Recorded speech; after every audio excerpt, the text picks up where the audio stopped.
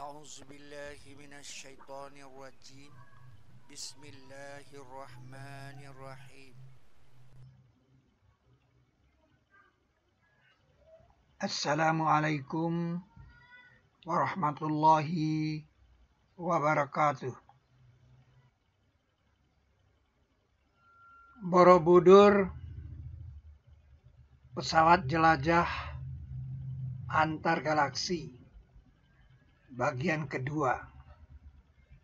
Di bagian pertama kan kita sudah buktikan bagaimana membuat pesawat ini kan dari Al-Quran. Nah, pada kuliah kedua, moderatornya Pak Bambang, kita membuktikan bahwa bagian tengah pesawat ini adalah arupa datu.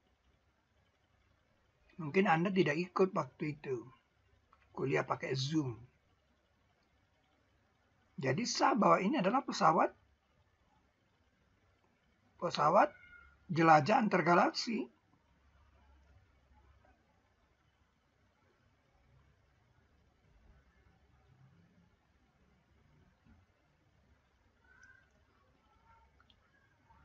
Kan kita sebarkan surat Al-Quran itu dari 25 sampai 55.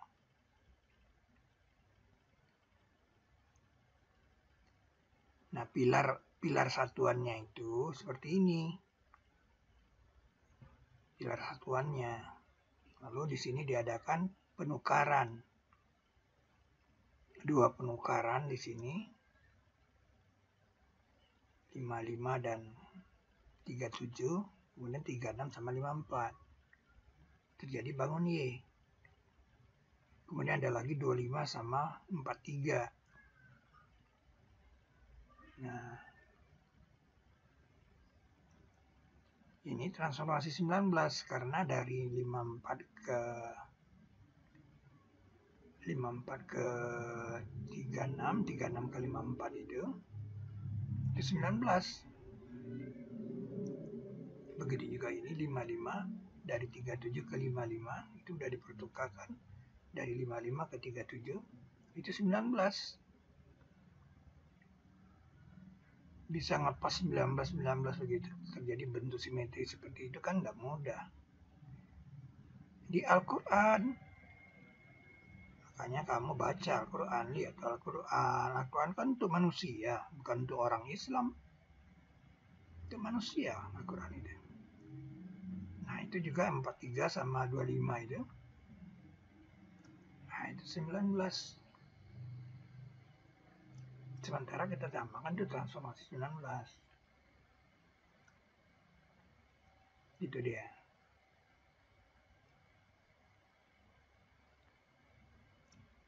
Nah, ini kita namakan bangun Y. Bentuk 3 dimensinya kan seperti itu. Nah, ini kan arupa datu. Tinggal dikasih terawangan, maka 3 arupa datu itu 3 strap. Nah, jika diputar, ini kan bentuk putarnya gimana? Benda putarnya. Kalau di matematika kan ada benda putar. Nah, seperti itu dia. Ini sah arupa datu. Jadi bangun Y itu arupa datu. Itu dia. Nah, kalau saya bilang ini tempat-tempat pilot. Tempat-tempat. Jadi ada 72 pengendali di sini. Kapten pilotnya Hilman.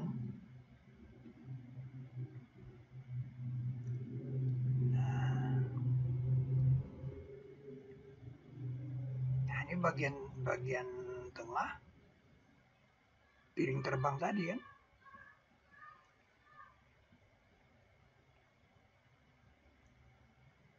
Nah, itu arupa datu bangun Y. Nah, ini kan kalau kita hapus sebagian nih, kita tinggalkan aja 3 ini, dia membuktikan ada pemindahan.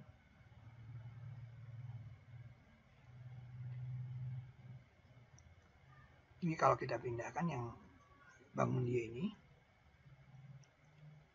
dia akan menyisakan 5 dan 3 itu. Jadi sehingga dia terjadi 053. Nah, 053 dia kalau dia pindah. Nah, kalau itu arupa datu, ya sama. 053 juga. Pertanyaan ada nggak 053 ini? Nah, itu di Boko. 053. Ya, Anda ingin bagaimana lagi pembuktiannya? Ingin datang ke masa lalu, Anda menyaksikan, Anda lihat, ini Anda mungkin dong. Pembuktian itu cukup untuk orang yang mau beriman. Nah, itu ini kan bangun sayap nih. Ada 2, 3, 4 tangganya. 2, 3, 4 di tangganya nih. 2, 3, 4. Ya. Nah, 2, 3, 4 itu sayap, kode sayap. Yang menjadikan malaikat sebagai utusan-utusan yang mempunyai sayap 2, 3, 4 kode.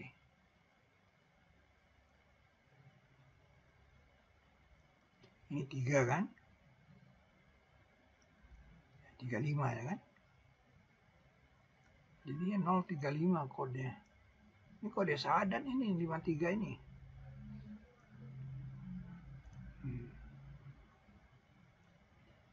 Nah, ini bukti ada kamus Al-Azim di Boko yang sekarang dapat dilihat di Borobudur. Karena Borobudur kan bilang walaha arsun azim. Jadi kalau ditanya apa kepentingannya, apa pentingnya membicarakan Borobudur peninggalan Nabi Sulaiman? Ditemukannya kamus Al-Azim.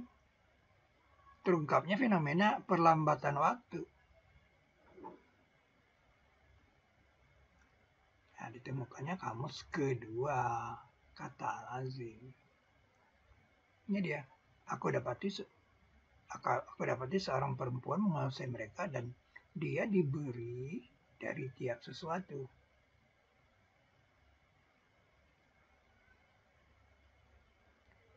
Dan Allah baginya ars yang azim. Nah, ini ada kata azim.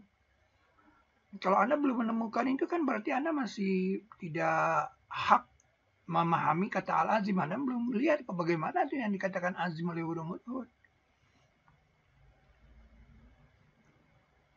Nah, kamus pertamanya kan jurang yang azim, jurang yang dalam. Waktu laut itu tergulung. Kullu firkin kataudil azim. Nah, dulu dibilang jurang yang besar. Karena azim diartikan besar. Tidak cukup satu saksi. Nah, ternyata dibolak-balik dia sama dia. Ini arsun azim itu taudil azim. Tuh, baginya arsun azim. Nah, itu dia. Ekspresi azim itu seperti itu. Jadi kalau ada ke-Borobudur, ingatlah itu kamus kedua dari kata al-azim ada di situ. Al-azim ini kan dihubungkan dengan menggerak-gerakan subhana rabbiyal azim. Subhana kan maha penggerak.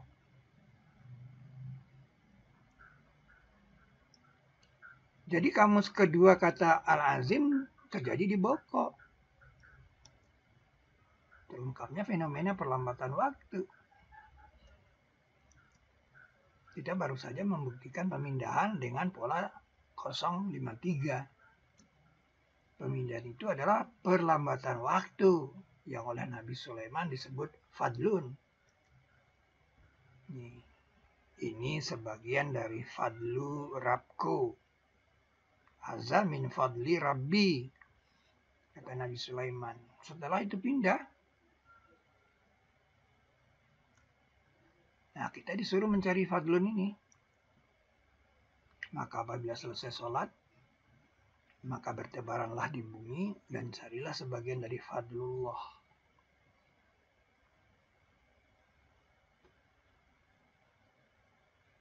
Dan sebelah Allah banyak-banyak agar kamu mendapat kejayaan. Wa iza qudiyatis sholatu fantasiru fil ardi wabtaghu min fadlillah.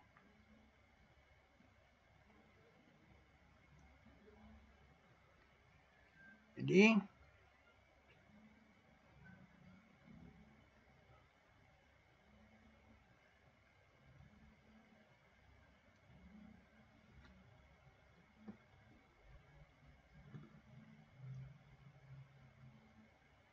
ini arupa datu.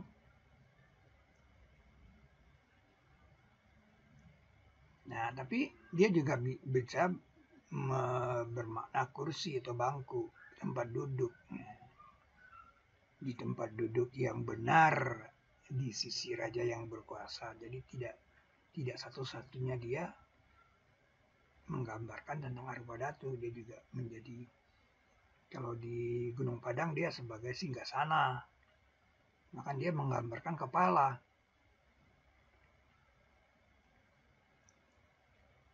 Nah, ini ada kode di situ. Tempat duduk. Nah, yang menarik itu yang 2544 ini. 2544 ini kan, surat 25 ayat 44 itu bilang 2544, apa engkau kira bahwa kebanyakan mereka mendengar atau mengerti? Jadi dari dulu aja udah dibilang. Dari dulu waktu Nabi membacakan Al-Quran itu turun ayat ini. Coba kamu kira mereka itu mendengar atau mengerti deh. Apalagi sekarang yang pakai pilar Al-Quran.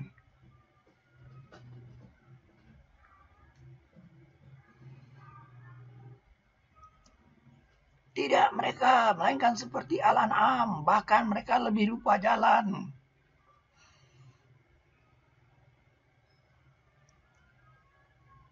Jadi ada sindiran di situ.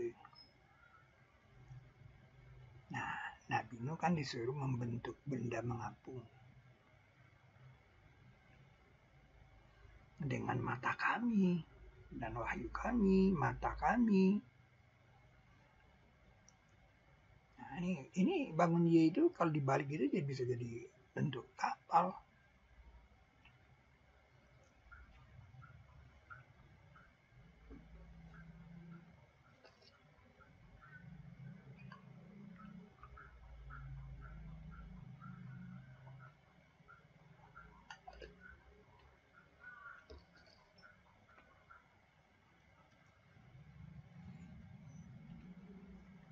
Jadi kapal yang dibuat berdasarkan wahyu.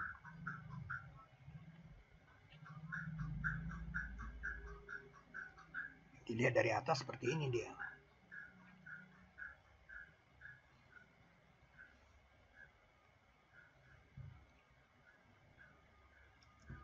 Dilihat dari samping seperti itu. Nah, waktu di dalam kapal tidak sama dengan waktu di luar kapal. Itu yang perlu Anda tahu. Itu sebab Nabi Nuh tidak bawa perbekalan untuk penumpangnya. Karena dia udah tahu kayu jati itu bukan sembarang kayu.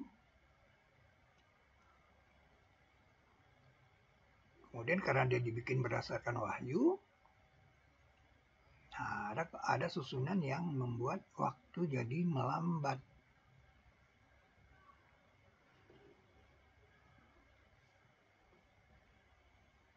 Nah, melambatkan waktu di dalam pesawat itu sangat penting untuk perjalanan jauh. Nah, ini yang saya katakan kapal Nuh generasi kedua. Jadi Borobudur itu pesawat jelajah antar galaksi dia. Kalau dia harus bawa kambing untuk makanan harimau, berapa kambing dia harus bawa? Dia nggak boleh bawa kambing lebih dari 2. Tidak boleh bawa kambing lebih dari 2. Gimana? Nabi Nuh tidak bawa makanan karena perjalanan hanya 10 jam. 10 jam sama dengan 1000 tahun. Luar biasa.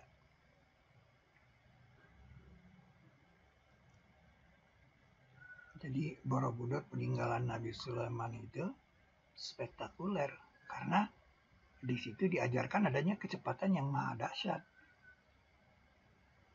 Anda kalau jalan ke kamar mandi ya dari rumah Anda kan nggak perlu pakai sepeda, karena dekat saja, ya kan? Anda jalan di halaman rumah itu, apa ini harus pakai sepeda? Jalan kaki aja. Jadi kalau Anda cuma jalannya di bumi, nggak perlu pakai kendaraan kecepatan cahaya. Jadi kalau ada kecepatan cahaya, kecepatan yang lumayan dasar, berarti ini untuk perjalanan jauh. Nah, itu yang saya katakan jelajah antar galaksi. Nah, itu diajarkan di kisah Sulaiman. Untuk apa diajarkan adanya kecepatan yang maha dasar begitu?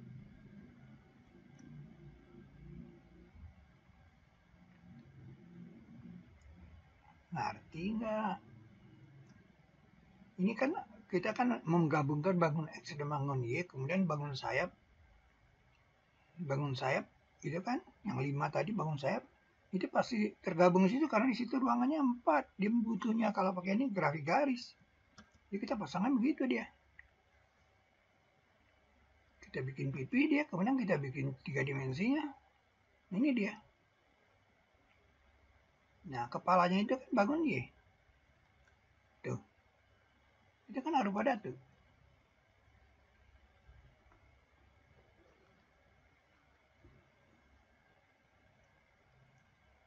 Ini dia kan tadi arupa datu kan. Nah, apa kurang cukup ini dibuktikan?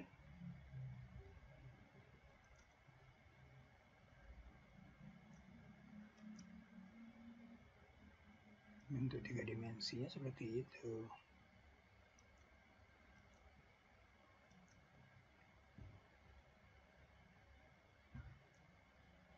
Ruang yang ada di bangun sayap ini.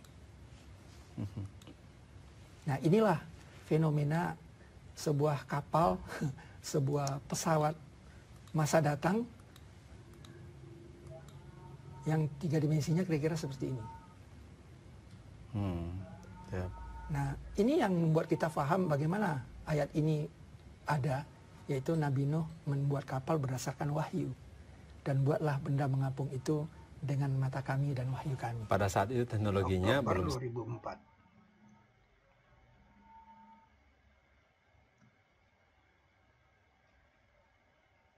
Nah, kita juga berdasarkan wahyu membuat kapal. Cuman kapal kita tidak jalan di air, laut.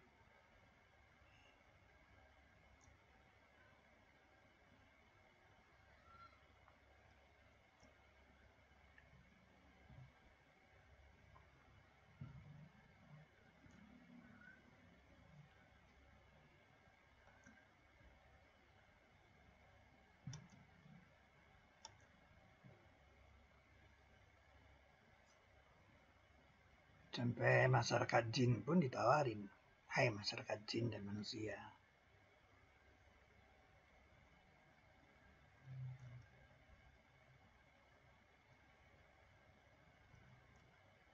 Sungguh katanya kamu akan melewati setingkat dari setingkat.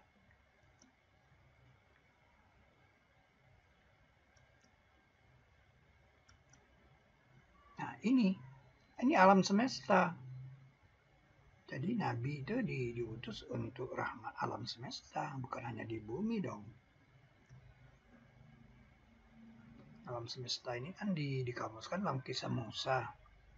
Fir'aun tanya, apa itu Rabbil Alamin? Katanya, Rab langit dan bumi dan apa-apa antara keduanya. Jadi langit dan bumi dan apa-apa antara keduanya. Itu Al-Alamin. Jadi bukan hanya bumi. Kalau nggak mungkin lah ada gambaran piring terbang di Al-Quran.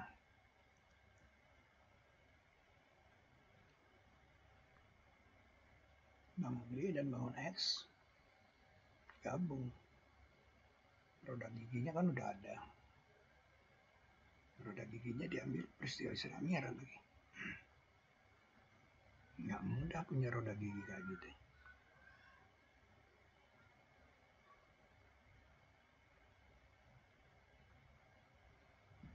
sirkuit elektroniknya di bintang 50 simetri.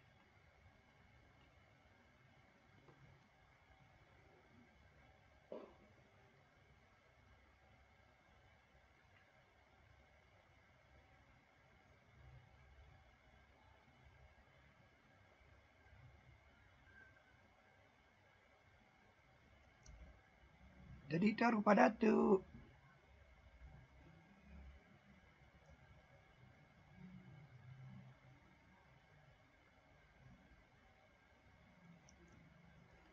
Kan kalau penerbang itu kan dia ada semacam medali di dadanya kan, disebut wing kan. Mahasiswa juga boleh dapat itu kalau dia bisa terjun payung kan. Kalau dia pernah terjun, ya dapat wings dia. Tanda penerbang. Jadi kalau kapten pilot itu pasti punya wing. Nggak mungkin nggak. Apalagi kalau itu pesawat tempur. Kapten pilot pesawat tempur pasti punya wing. Nah, ini tanda wing. Tanda wing yang disematkan di kepala Gilman.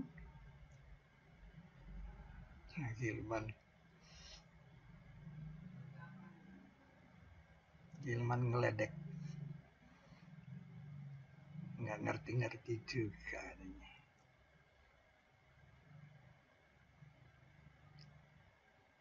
Diketawain sama si Gilman kamu.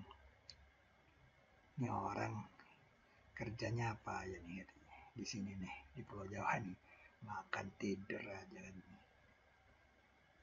Nggak ngerti-ngerti juga dia. Belum juga ngerti, Mas.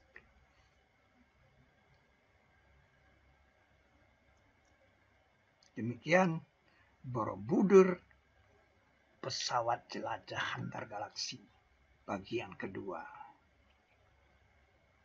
Billahi taufiq wal hidayah. Wassalamualaikum warahmatullahi wabarakatuh.